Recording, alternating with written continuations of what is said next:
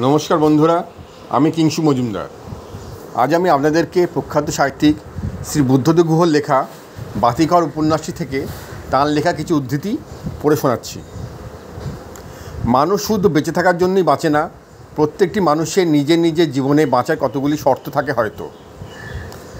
পৃথিবীতে প্রেম বলে কিছু নেই, ভালোবাসা বলে কিছু নেই, বিশ্বাস বলে কিছু নেই।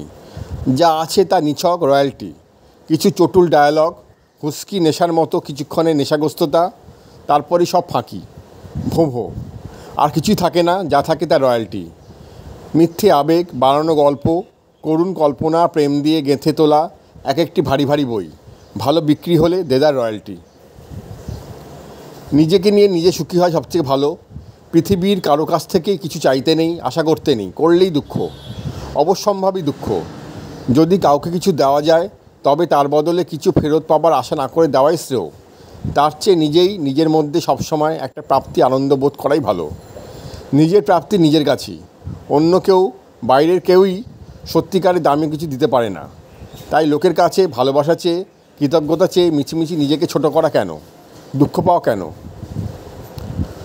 সুখ যেন একটা আগবোঝাই গরুর গাড়ি, আমাদের সামনে সামনে গরুর গাড়িটা ক্যাঁচর ক্যাঁচর করতে যায়। আমরা মাঝে মাঝে পেছন থেকে জোর করে দু একটা আগ টেনে নিই, দু এক টুকরো সুখ কেড়ে নিই। গাড়োয়ান লাঠি উঁচিয়ে মারতে আসে বারবার, আমরা সেই চুরি করা আখ পরমানন্দে চিবোই। পরক্ষণে আবার শূন্য হাতে আখের বোঝার দিকে চেয়ে চেয়ে পথ চলি, ধুলোর মধ্যে, রোদের মধ্যে, কাঁটার মধ্যে পথ চলি।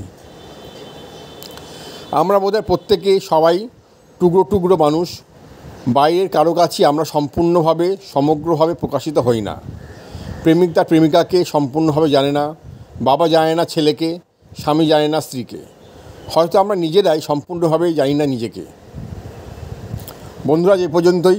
আমি আগামীকাল আসবো আবার অন্য কোনো একটি বইয়ের পাঠ্যপুস্তক নিয়ে। ভালো থাকবেন সবাই, নমস্কার।